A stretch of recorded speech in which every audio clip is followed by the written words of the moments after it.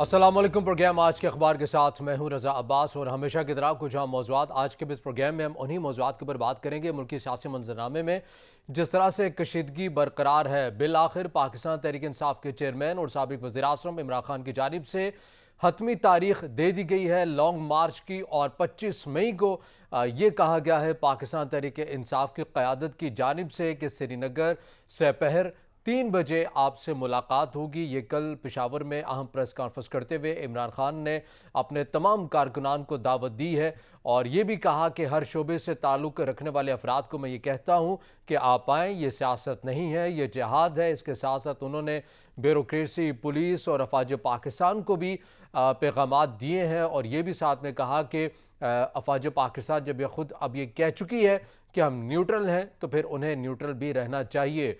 Police और bureaucracy के हवाले से उन्होंने कहा कि आप ऐसा कोई इक़दाम मत कीजिएगा वरना हम इसके ख़िलाफ़ एक्शन लेंगे।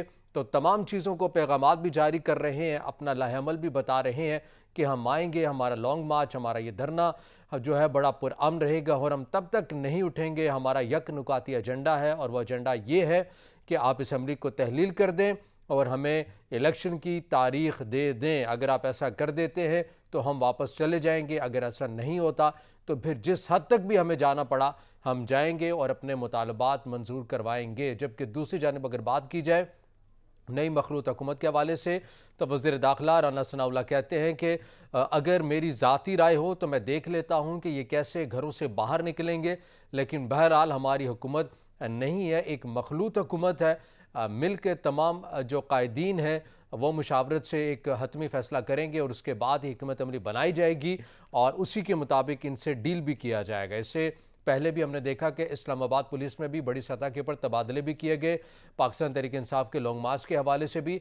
तो कहीं ना कहीं तैयारियां तो जारी हैं। मरीम नवाज साहिबा भी कहती हुई नज़र आ रही हैं कि इस खूनी मार्च को हर आइनी तरीके से रोका जाएगा। मरीम औरंगजेब भी यही कह रही हैं और वज़ीर आज़म पाकिस्तान ने भी यही कहा और इसके साथ साथ वज़ीर आला पंजाब हमजा शहबाज की जानिब से भी ऐसी ही स्टेटमेंट आए।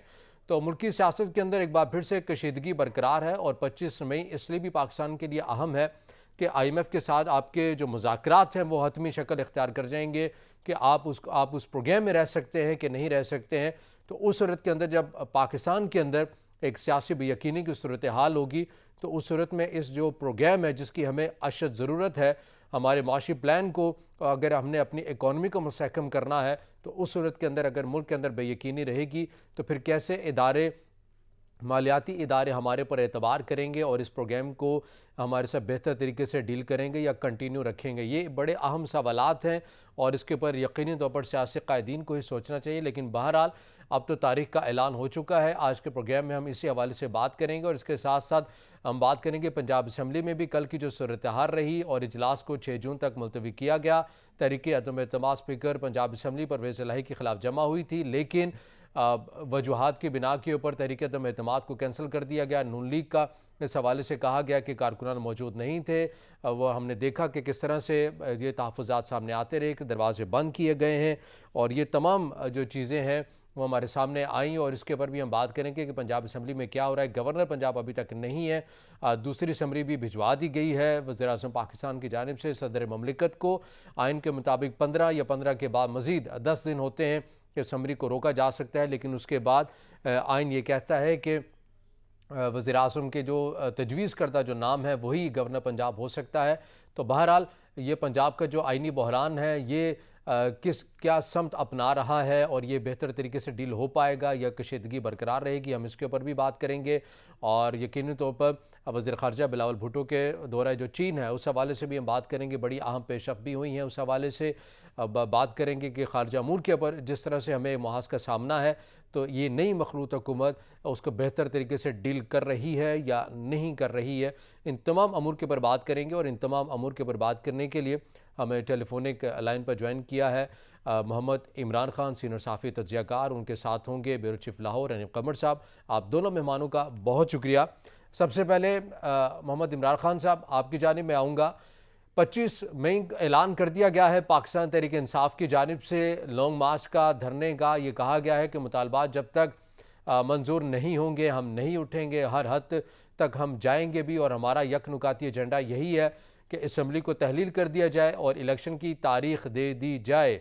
कैसे देख रहे हैं इस नई सियासी बढ़ती हुई कशीदगी को? रजा भाई और मेरे तमाम सुनने वालों को अस्सलाम वालेकुम। रजा भाई, तहरीक इंसाफ के एक दिली सतह के अहदेदार ने नाम न जाहिर करने का वादा लेकर मुझे ये बताया है कि मुल्तान के जलसा में ज्यादा रौनक इसलिए थी कि वहां जनूबी पंजाब के 13 अजला से इस्लामाबाद के लिए रवाना होने वाले काफिले भी पहुंचे थे, जिनकी तादाद तकरीबन 40,000 नफूस पर मुश्तमिल थी, जबकि वहां 20,000 से ज्यादा सिंध से आने वाले लोगों की मौजूदगी भी थी, जो मुख्तलिफ काफिलों की सूरत में मुल्तान का जलसा खत्म होते ही इस्लामाबाद और रावलपिंडी के लिए रवाना हो गए थे। किसी भी ट्रैप से बचने के लिए इमरान खान साहब ने ये हिकमत अमली तरतीब दी थी और इसको इस राजदारी से अमल में लाया गया कि किसी को कानो कान खबर न हुई, ताकि कम से कम कारकुनों की जो मतलूबा तादाद इस्लामाबाद का लॉन्ग मार्च शुरू करने के लिए दरकार हो, उसे महफूज तरीके से इस्लामाबाद और रावलपिंडी के गिरदोनवा में पहुंचाया जा सके।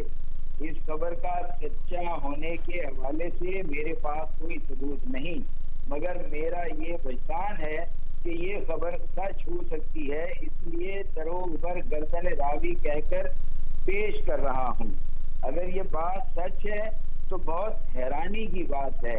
इमरान खान साहब से जब मेरी मुलाकात हुई थी, अब तो जमाना बीत गया, उस वक्त तो खान साहब बहुत भोले लगते थे, मगर अब जब से उनकी हुकूमत गई है और उनकी सियासत का उनकी हुकूमत के जाने के बाद से बगौर मुताला करने के बाद मैं इस नतीजे पर पहुंचा हूं कि इमरान खान बला के ज़हीन, मजबूत आसाब के मालिक और बहादुर आदमी हैं। फ्रंट फुट पर खेलना तो खैर वो हमेशा से खेलते ही आए हैं।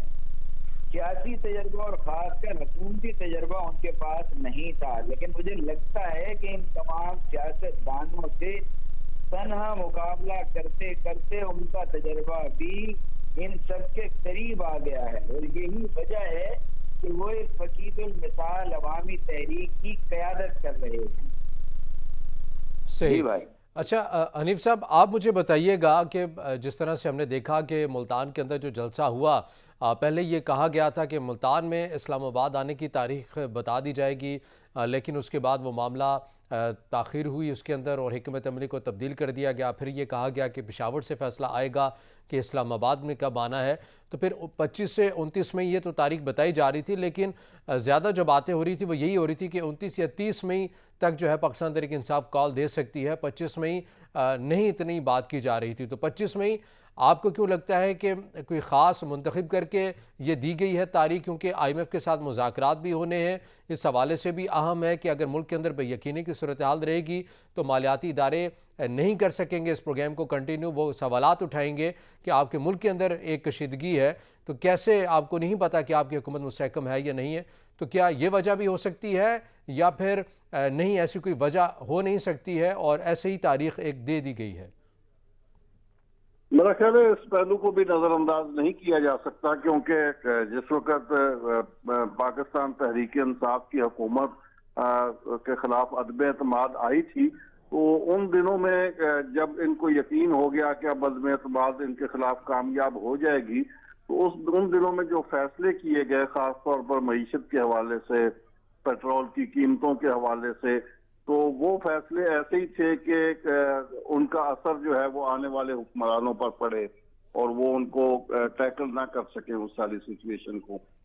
तो ये एक, और इसको आप जो हुक्मरान है वो इस बात को बार बार इस बात पे इसरार भी कर रहे हैं कि जाते हुए पाकिस्तान तहरीक इंसाफ की हुकूमत ने मईशत के मामले में उनके रास्ते में बरूदी सुर्गे बिछा दी। तो अब 25 मई को जो IMF के साथ मुज़ाकरात हैं और उसी दिन लॉन्ग मार्च की तारीख रखी गई है, तो इस गुमान को नजरअंदाज नहीं किया जा सकता कि इसके पीछे भी ये सोच कार फरमा हो कि उस दौरान जब IMF से मुज़ाकरात होंगे तो हुकूमत को इन सवालों का जवाब देना पड़ेगा कि आपके मुल्क में तो इतनी पॉलिटिकल इंस्टेबिलिटी है, तो फिर कैसे इन मुआहदों को कंटिन्यू किया जाए। ये एक पहलू हो सकता है और इसका इजहार हुकूमत भी कर रही है। लेकिन दूसरी साइड पे ये देखें तो एक लॉन्ग मार्च तो करना ही था पाकिस्तान तहरीक इंसाफ ने, और वो इस बात का ऐलान भी कर रहे थे। मुल्तान के जलसे में जो डेट अनाउंस नहीं की गई थी उसका एक ये भी था वजह कि पसे पर्दा कुछ मुज़ाकरात भी चल रहे थे, डायलॉग भी हो रहे थे, और शायद उम्मीद थी ये तहरीक इंसाफ को कि उनको लॉन्ग मार्च की जरूरत ही ना पड़े और उससे पहले ही कोई सेटलमेंट हो जाए।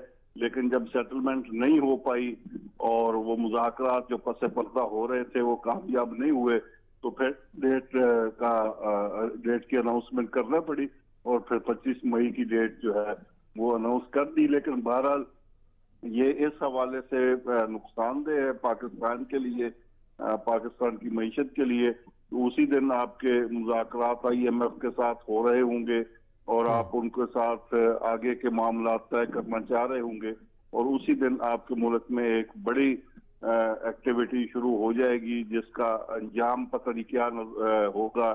पॉलिटिकल इंस्टेबिलिटी तो बहरहाल एक अरसे से कायम है और ये भी उसी सिलसिले का ही एक मुसलसल है।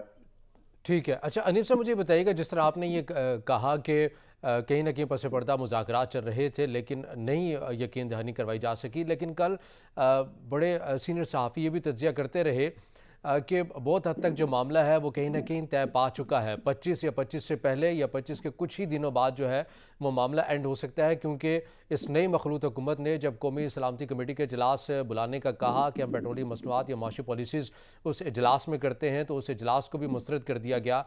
यकीन दहानी करवाएगी कि पार्लिमानी जो मुद्दत है बकिया वो हमें मुकम्मल करने दी जाए, उस हवाले से भी कोई श्योरिटी नहीं दी गई है।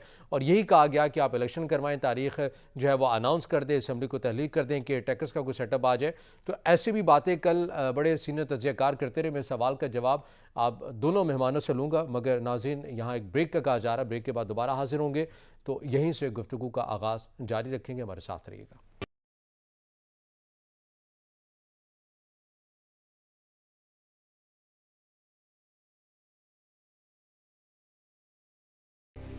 ब्रेक के बाद नाज़रीन प्रोग्राम में खुश आमदीद कहेंगे और हम बात करें मुल्की सियासी मंजरनामे के हवाले से। जिस तरह से सियासी कशीदगी बरकरार है, लॉन्ग मार्च का ऐलान कर दिया गया है। हमारे साथ टेलीफोनिक लाइन पर मौजूद हैं लाहौर से ब्यूरो चीफ लाहौर अनीफ कमर साहब, और उनके साथ से कराची से मौजूद हैं सीनियर सहाफ़ी तज्ज़ियाकार मोहम्मद इमरान खान साहब।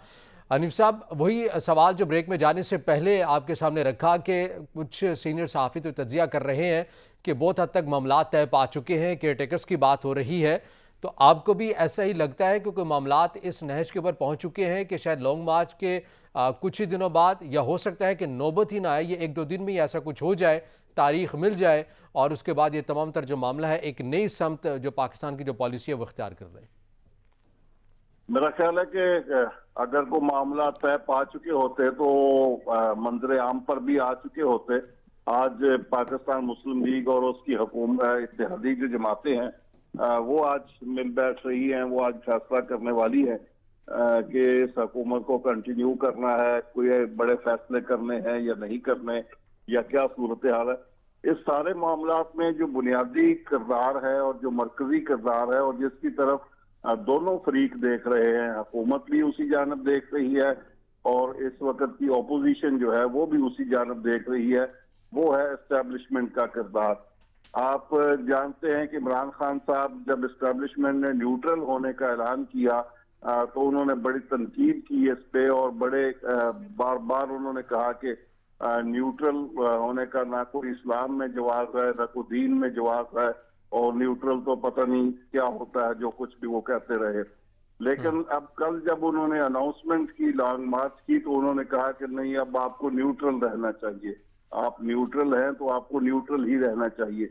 यानी वो भी जो कुछ कह रहे हैं वो मुखातब उनका एस्टेब्लिशमेंट है माफ कीजिएगा। और दूसरी साइड पे जो हुकूमत है वो भी कह रही है कि उसके हाथ पांव बांध कर उसे हुकूमत दे दी गई है और उसे परफॉर्म करने के लिए मतलूबा फैसिलिटेशन नहीं दी जा रही।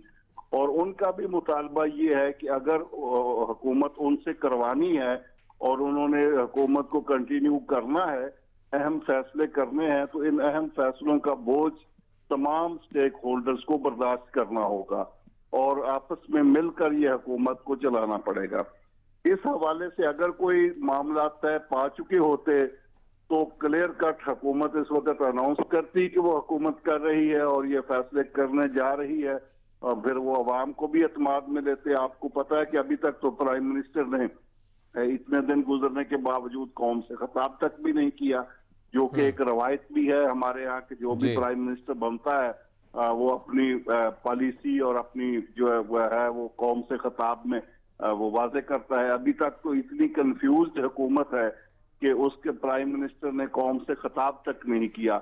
दूसरी जानब ये तक तय नहीं हो सका अभी तक हुकूमत के एंड पे कि ये लॉन्ग मार्च अगर होगा तो उसको टैकल कैसे करना है, उसको आने देना है पुरअमन तौर पर इस्लामाबाद, उसके रास्ते में कोई रुकावट नहीं बनना, या उसको रोकना है, जहां से शुरू होना है वहां से ही रोकना है, इस्लामाबाद में रोकना है, क्या हिकमत अमली होनी है, कैसे रोकना है। जो लॉ एनफोर्समेंट एजेंसीज हैं उनके बारे में हुकूमत के एंड पे सवालात उठाए जा रहे हैं कि लॉ एनफोर्समेंट एजेंसीज अगर तो उन हुकूमत के साथ मुकम्मल कोऑपरेट करती हैं और हुकूमत की पॉलिसीज को फॉलो करती हैं तो फिर तो ये समझा जाएगा कि एस्टेब्लिशमेंट का रोल न्यूट्रल है और वो इस हुकूमत को जो सिविलियन हुकूमत है उसको चलने देना चाहती है। लेकिन अगर लॉ एनफोर्समेंट एजेंसीज उस तरह काम नहीं करती जिस तरह सिविल हुकूमत चाहती है तो फिर इस बारे में भी खदशात पैदा होंगे कि आया एस्टेब्लिशमेंट न्यूट्रल है या नहीं है। तो ये सारे का सारा मामला इस वक्त दोनों फरीक उस साइड पे देख रहे हैं और दोनों फरीकों में से मेरा ख्याल है अभी तक किसी को वाज़े तौर पर ये यकीन दहानी नहीं कराई गई कि वो किसके साथ हैं। हाँ, अलबत्ता अनाउंसमेंट उधर से यही आ रही है कि वो न्यूट्रल है, आप अपने मामलात को खुद संभालें। आज इत्तेहादी जमातें इस मामले में मेरा ख्याल है फैसला कुन स्टेटमेंट जारी करेंगी। और जहां तक इंतखाबात की बात है, इंतखाबात पीटीआई अगर चाहती है तो हुकूमती इत्तेहाद भी इंतखाबात के हक में ही है। खास तौर पर मुस्लिम लीग नवाज का तो एक बहुत बड़ा धड़ा शुरू से ही, बल्कि पहले तो सारी की सारी मुस्लिम लीग नून ही इस अदम एतमाद के हक में नहीं थी, वो कबल वक्त इंतखाबात के हक में नहीं थी। बाद में जब तहरीक अदम एतमाद आ गई तो फिर भी नून लीग में एक वाज़े डिवीजन हो गई और एक बड़ा धड़ा जो आज के दिन तक वो यही चाहता है कि ये कबल वक्त इंतखाबात बेशक हो जाएं लेकिन ये हुकूमत नहीं कंटिन्यू करनी चाहिए उन्हें, और ये जो पिछली हुकूमत का बोझ है वो उन्हें नहीं उठाना चाहिए। तो इंतखाबात तो वो भी चाहते हैं, फर्क सिर्फ ये है, मसला सिर्फ ये है कि चंद माह के आगे पीछे का है। अगर इस दौरान जैसा कि बैकडोर मुज़ाकरात भी हो रहे हैं, आसिफ अली जरदारी साहब की भी कई अहम मुलाकातें हुई हैं, बल्कि कुछ इतलात ये भी हैं कि एस्टेब्लिशमेंट के बड़े अहम लोगों से भी उनकी मुलाकात हुई, जिसके बाद वो शहबाज शरीफ साहब से मिले, मौलाना फजलुर रहमान साहब से मिले और आज फिर जो मुलाकात है वो आपस में हो रही है। तो इस दौरान अगर बैकडोर मुज़ाकरात में कोई टाइम ड्यूरेशन तय पा जाता है इंतखाबात का तो फिर मेरा ख्याल है कि शायद पीटीआई को भी इस बात पर कायल किया जा सके, क्योंकि उन्होंने भी लचक रखी है कि असम्बलियां तोड़ें, अबूरी सेटअप बनाएं और फिर इलेक्शन का ऐलान करें। तो फौरी चंद दिन में तो इलेक्शन पीटीआई भी नहीं चाहती और ना ही ऐसा पॉसिबल है। अभी तो असम्बलियां अगर फैसला ये हो जाता है तो ये असम्बलियां तहलील होंगी, अबूरी हुकूमत बनेगी। ठीक है, आपका पॉइंट आ गया। ठीक है इमरान साहब, आप बताइएगा कि जिस तरह से कल भी प्रेस कॉन्फ्रेंस की गई पाकिस्तान तहरीक इंसाफ के चेयरमैन की जानिब से, और इससे पहले कि अगर जलसों की उनकी बातें सुने कि वो ये कहते रहे कि आपको नेकी या बदी में से कोई एक इंतखाब करना पड़ेगा, आप न्यूट्रल नहीं हो सकते हैं, और फिर कल ये कह दिया कि अगर ये फैसला हो चुका कि आप न्यूट्रल हैं तो फिर न्यूट्रल रहें। ये मौक़िफ़ में तब्दीली क्यों आई? क्या किसी न किसी हद तक पहले मुज़ाकरात हो रहे थे? और ये भी याद होना चाहिए कि मुल्तान में उन्होंने कोई न्यूट्रल के ऊपर कोई बात नहीं छेड़ी, बल्कि उन्होंने अपने सियासी मुखालफिन को ही तनकीद का निशाना बनाया था। तो ये तासुर मिला था कि कहीं ना कहीं बात चल रही है। लेकिन पेशावर में फिर कह दिया कि अगर ये फैसला हो चुका है कि न्यूट्रल हैं तो फिर वो अब वो रहें भी। आप समझते हैं कि कहीं ना कहीं बात चल रही थी जो कि अब बिल्कुल ख़त्म हो चुकी है और पीटीआई समझ चुकी है कि अब जो भी कुछ करना है अपने बलबूते के ऊपर करना है? रजा भाई, सबसे पहले तो कामरान खान साहब की एक वीडियो जो कल रात देर गए उन्होंने शेयर की है, उस हवाले से मैं बात करना चाहूंगा। और उस बात के अंदर यकीनन आपको आपके सवाल का जवाब भी पोशीदा तौर पर मिलेगा। कामरान खान साहब ने कल एक वीडियो में बताया है कि शहबाज और जरदारी हुकूमत का खात्मा करीब है। ये मैं उनके लफ्ज कोट कर रहा हूँ। एक हफ्ते में वो कहते हैं हफीज शेख साहब और रजा बाकिर जैसी हुकूमत आनी है जो सख्त फैसले लेगी, सियासतदान आराम करें और इलेक्शन भूल जाएं। मोहतरम कामरान खान साहब से मैं और कौम ये पूछना चाहती है कि जिन्होंने आपको ये खबर दी है, क्या आपने मुझसे ये पूछा था कि जिन आईएमएफ की शराइत और सख्त फैसलों का आपने अपनी वीडियो में तज़किरा किया, तो क्या आईएमएफ ने कभी इस मुल्क की अशराफिया की, एमपीएज की, एमएनए की मराहत के खात्मे के लिए सख्त फैसले लेने की बात कही है? और क्या कामरान खान साहब आपने ये पूछा था कि अगर हफीज शेख और रजा बाकिर से मईशत संभलती तो आज हमारा मुल्क सिर्फ $2 बिलियन के लिए कर्जा लेने को आईएमएफ के तरले करता? एक तरफ हिंदुस्तान इस मुल्क के हवाले से मजमू मज़ाइम लेकर जंगी तैयारियां कर रहा है और दूसरी तरफ हमारे पॉलिसी साथ हकाइक से आंखें चुरा रहे हैं। कामरान खान साहब, खबर देने वालों से पूछा तो होता कि पीडीएम से लेकर तहरीके इंसाफ तक मुल्क भर की सियासी जमातों को क्या आप इतना ही ताबेदार समझते हैं कि आप उन्हें किसी खास और अहम ताकत का पैगाम देंगे और उसके बाद सबकी सब सियासी जमातें और उनके कारकुन अच्छे बच्चे बन जाएंगे?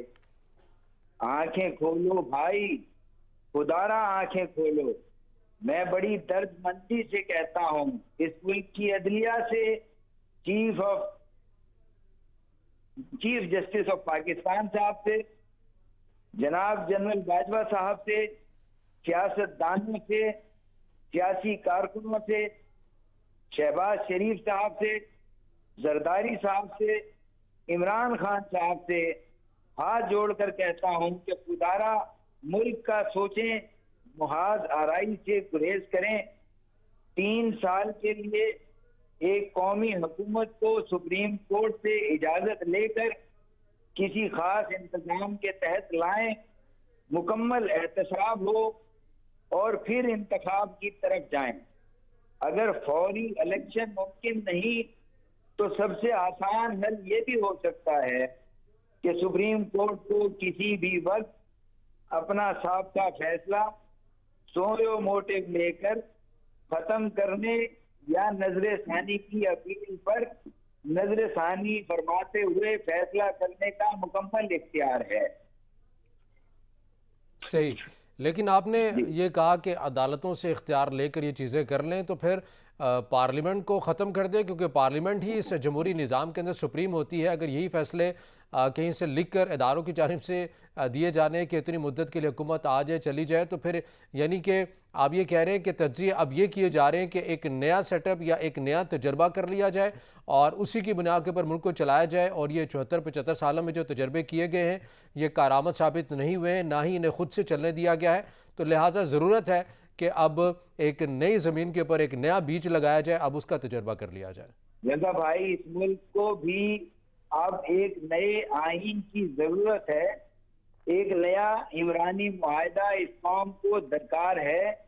एक ऐसा निज़ाम बनाया जाए जहां अरबों खरबों की लूट मार मुमकिन ही ना रहे, जहां शख्सी और इदारती आज़ादियों की फराहमी के साथ साथ हर शख्स और इदारे के हुकूक और फराइज मुतय्यन हों, जहां किसी गलती या गुनाह की सजा पूरे मुआशरे पर तकसीम ना की जाए, बल्कि जो शख्स भी गलती या गुनाह करता है उसके गुनाहों या गलती का बोझ उसे खुद ही उठाना पड़े। मैं आपसे अर्ज करूंगा कि इस मुल्क में या पूरी दुनिया में तबकात सिर्फ दो हैं, एक गरीब और एक अमीर, एक हाकिम और एक महकूम।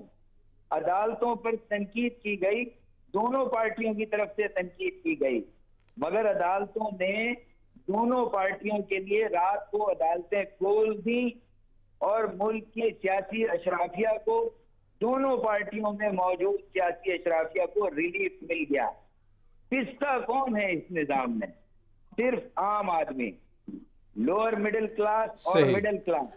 वो आम आदमी जिसका केस एक भी पेशी पर अदम मौजूदगी की सूरत में अदम पैरवी पर ठीक है, खारिज अपने हो मेहमानों जाता है। से गुफ्तगू का सिलसिला जारी रखेंगे और यहाँ वक्त हुए ब्रेक का। ब्रेक के बाद जब वापस आएंगे तो पंजाब की सूरत हाल के ऊपर तफसीली बात करेंगे। हमारे साथ रहिएगा।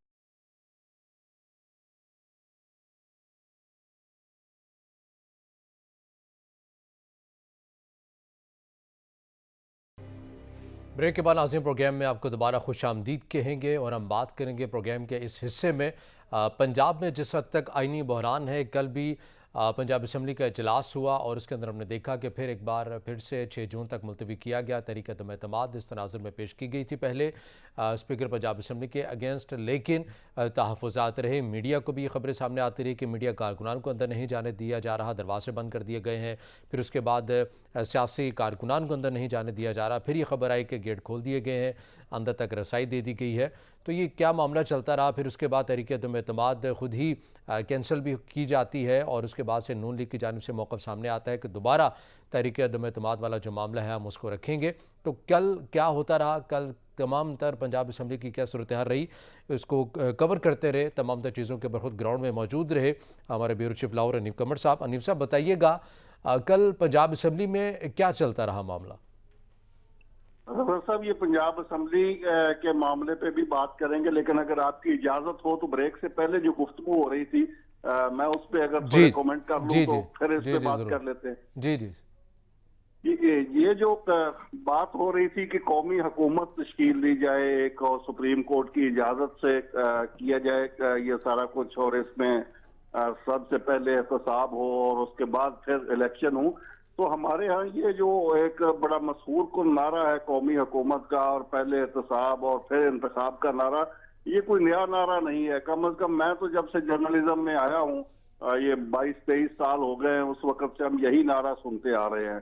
फारूक लगारी साहब की हुकूमत, ये माजी करीब में ही हम जाते हैं, ज्यादा दूर नहीं जाते, तो उस वक्त भी यही आया था जब फारूक लगारी साहब ने असम्बलियां तोड़ी थी कि पहले एहतसाब होगा फिर इंतखाब होगा। तो ये सारे तजर्बात पाकिस्तान में हो चुके हैं और पाकिस्तान में अनफॉर्चुनेटली ये वो तमाम तजर्बात हैं जो असल स्टेक होल्डर हैं इस मुल्क के, जिन्हें अवाम कहा जाता है, पाकिस्तान के अवाम, ये अवाम का मुल्क है और यहाँ पे जो हक़ हुक्मरानी है वो अवाम को हासिल है।